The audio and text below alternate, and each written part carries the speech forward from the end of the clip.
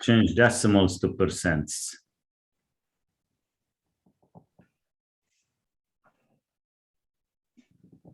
So for example, 0.35. How do you change this one to a percent?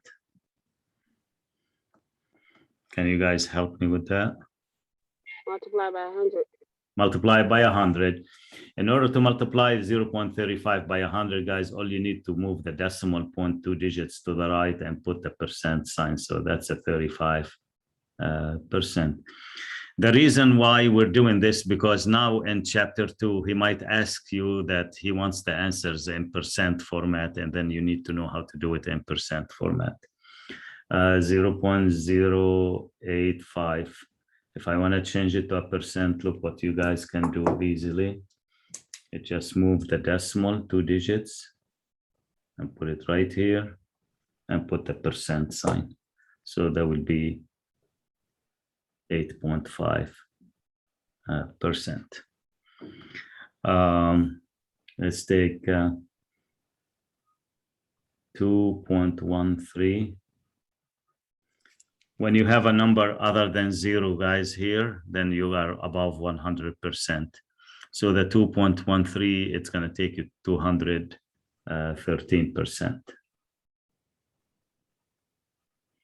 Now we're going to do the other way around. We're going to change percents to decimals.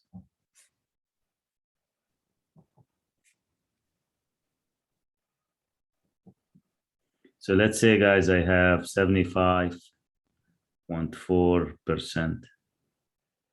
Can you guys tell me how to change this to a decimal? Will you move the paper down? Yeah.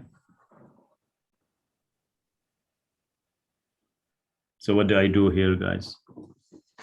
Divide by 100. Divide by 100. Yeah, you're gonna undo the action. So since you said multiply by 100 before, we're gonna divide by 100. Exactly, I agree. And to divide by 100, guys, rather than using technology or calculator to divide, just move the decimal point 2 digits to the left and remove the percent sign. So it's a 0.754. Let's see, 2.1%.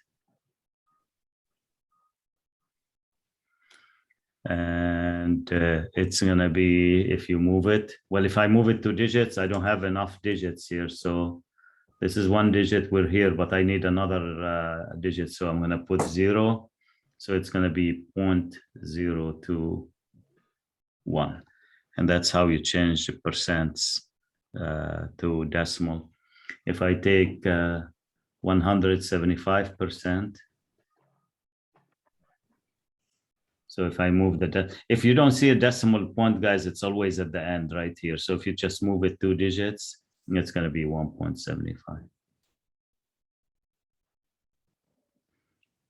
Okay, we're going to learn how to change the fractions to decimals. Lordy. Shit.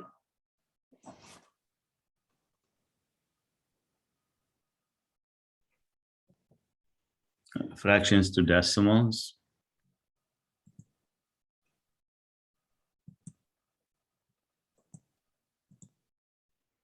All right.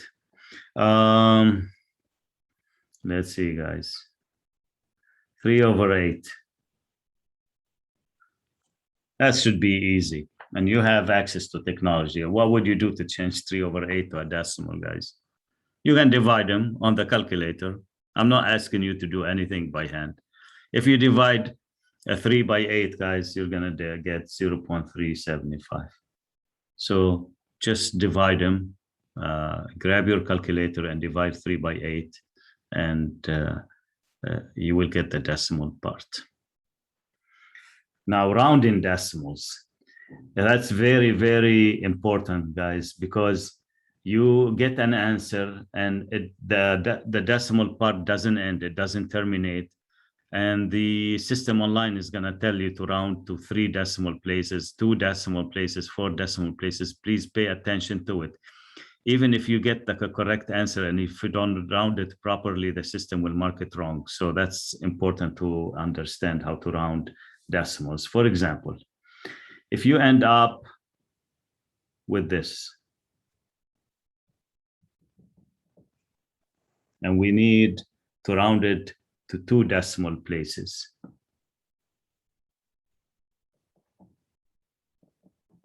What would that be? Look what I do, guys. Very simple. Just mark the second decimal place and look at the third one. If the third one is less than 5, drop everything else and keep those 2 digits. So since this is less than 5, guys, it just the answer will be 0.34.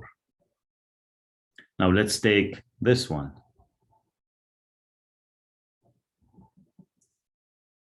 I want to round it to 2 decimal places. All right. Again, mark the second one. Look at the third. Well, the third is 5 or more, it's 7. So what would that be, guys? What do you do here? That becomes an 8. That will become an 8, exactly. You just add 1 and drop the rest, and that will be 0.38. One more.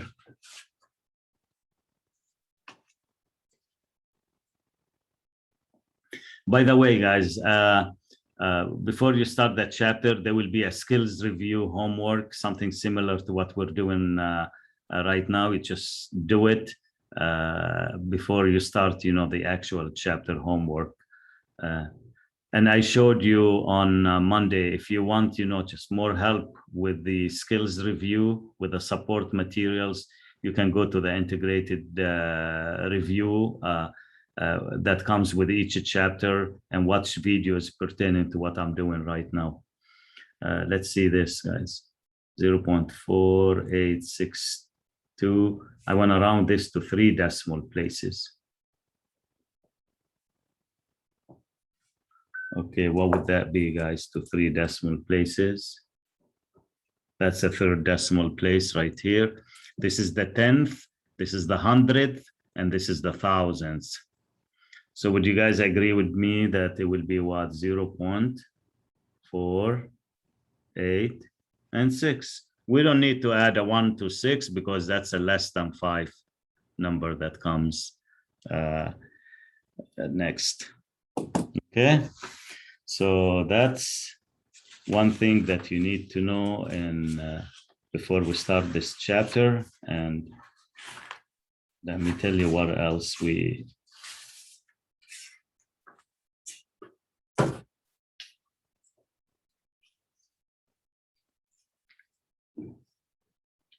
identify variables in context. I think, guys, you are used from taking math classes to a variable, a letter that is used a lot in mathematics, which is the variable x. We're going to introduce, you know, some different letters here. We will not be using x much because we're not studying algebra. We are studying statistics. So I'm just going to introduce you to some variables and Greek letters that we will be using in statistics. So a variable represents an unknown quantity. In statistics, this could be a data value. You may want to consider using a variable name that's helpful in identifying what it represents. For example, I'm going to make everything you study, guys, relevant. We're not going to do anything in abstract way. Like, for example, if we're talking about the weight in statistics, if we want to use a variable, I'm going to use W because W comes from weight, the first letter in weight. For height, we use H, height. And notice that within this course, you will feel as though you are reading Greek at times. We will be using some Greek letters to refer to some variables. Not too many of them, guys, but you will get used to them. A lot of Greek letters are used in statistics, and we will introduce them as we progress in the course. And what I said, you don't have to travel to Greece to learn about the Greek letters. We will learn about them while taking the stat course. Okay, there are some examples. If I say let n represent the number of respondents to a survey about exercising, what does n equal 50 mean? It means that number of responding. So if n is 50, that means 50 people responded to the survey. Your turn. Let h represent the height of a wave in feet at Jaws in Maui. What does h equals 30 mean? It means h equals 30. It means the height of the wave is 30 feet.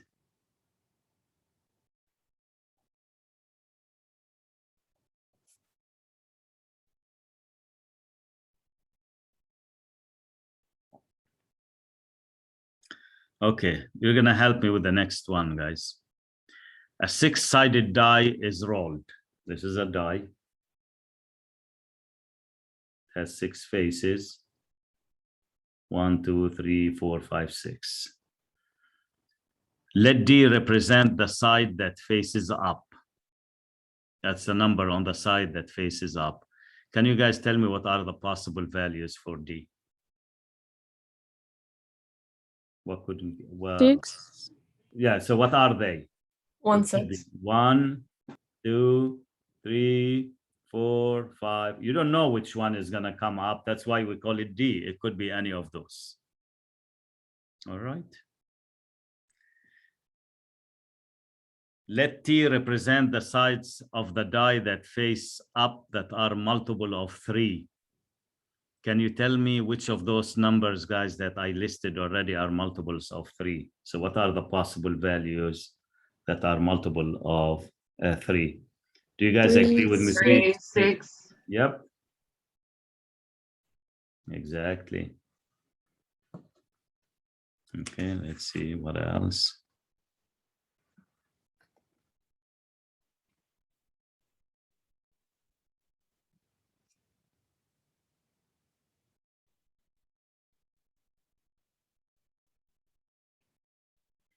Now, the die is rolled 6 times. We're rolling the die 6 times. 1, 2, 3, 4, 5, 6. Let F represent the number of times that the die lands with the 5 facing up. What are the possible value of F? So F is the number of times, guys, you could see a 5 face up.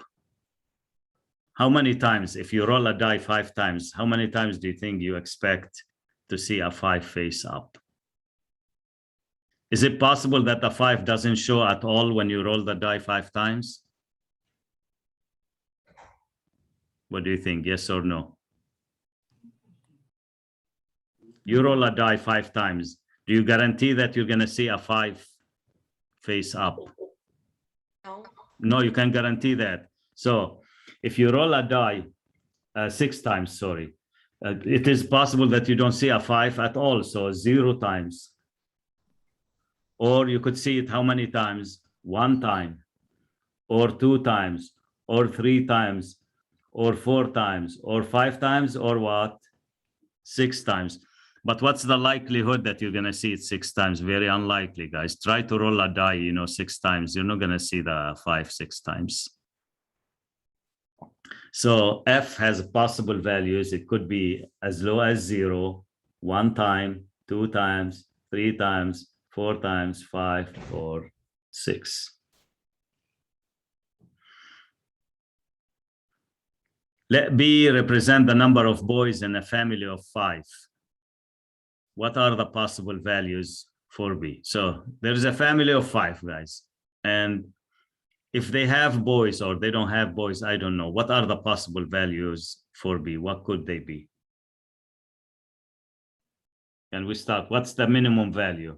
0, 0 could be all girls, or it could be what? 1, 1 boy, or it could be what?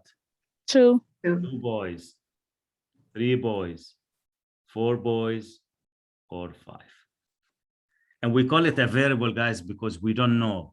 It could be a family of 5, could have a 0 boy, could have a 1 boy, 2 boys, 3 boys, 4, but that's for any family. So that's why it is called a variable.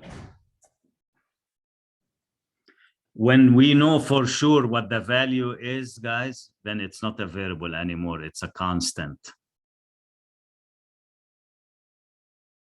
like the number of tables in my classroom that I meet with you every week, guys. This is a constant. It doesn't change. If the college put 30 tables in there, it's 30 tables. But if I tell you what is the number of tables in any classroom at the college, no, we cannot say it's 30. It could be some classroom probably have no tables. Some of them might have one up to 30 or 40 or 50 tables. It depends on the size of the room. Okay, can you help me with E, guys?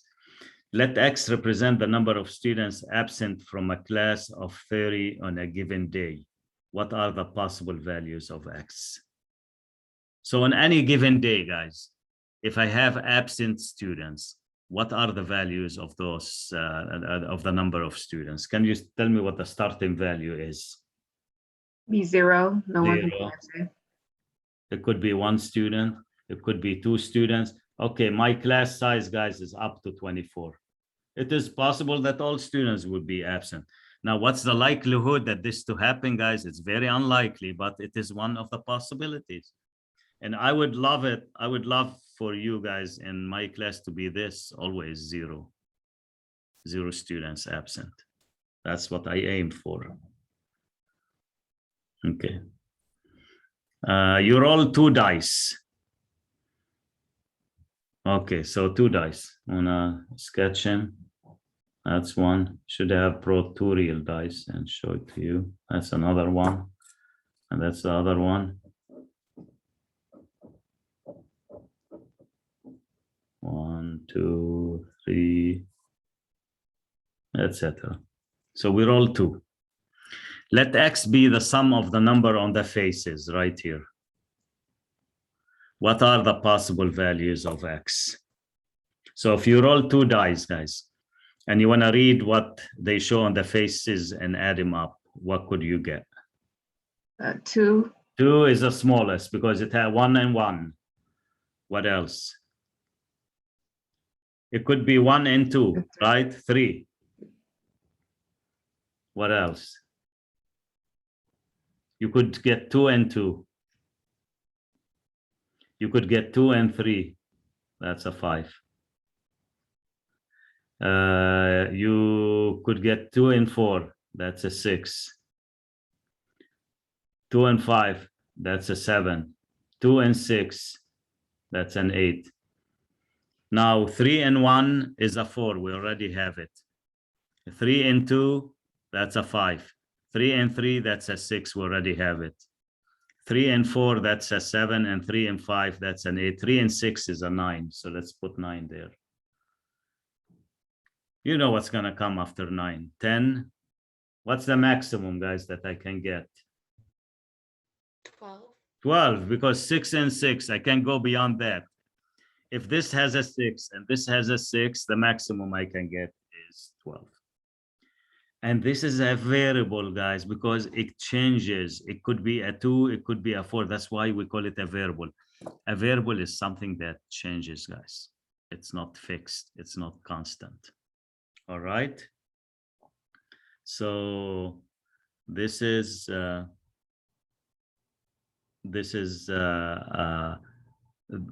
definition, and this is the objective on how to identify variables in context. Let me tell you about variables that we're going to be using in statistics. I'm going to introduce this variable, and we'll introduce it later, but just to give you a heads up on this. This is called the mu. This is a Greek letter. You guys learned at some stage, you know what an average is. For example, if you take 4 exams and you get a score in each exam and you want to figure out, you know, the average score of all your exams, you just add up the 4 scores and divide by 4. That's what I'm referring to. And the average that comes from a population, we use a Greek letter to identify that, and it's called the mu. And we write it like this, guys. Let's just watch me doing this again. That is That's a Greek letter that we will be using. Another Greek letter that you will learn later, probably in chapter 6.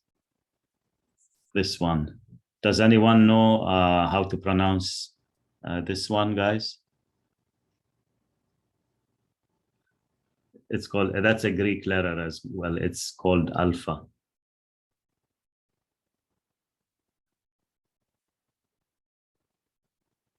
And the third Greek letter that we'll introduce later.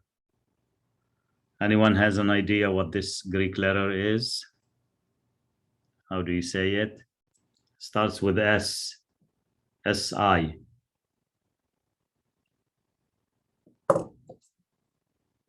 No one heard of this? It's sigma. So that's a mu, that's a sigma, that's an alpha. They're not a part of the alphabet. There's the Greek letters, but they do use them in math and in particular in statistics. Okay. So let's go to chapter 2 and tell you what chapter 2 is about. It's a long chapter, guys, but it's not a difficult chapter. And you might be familiar with some of the contents of chapter 2.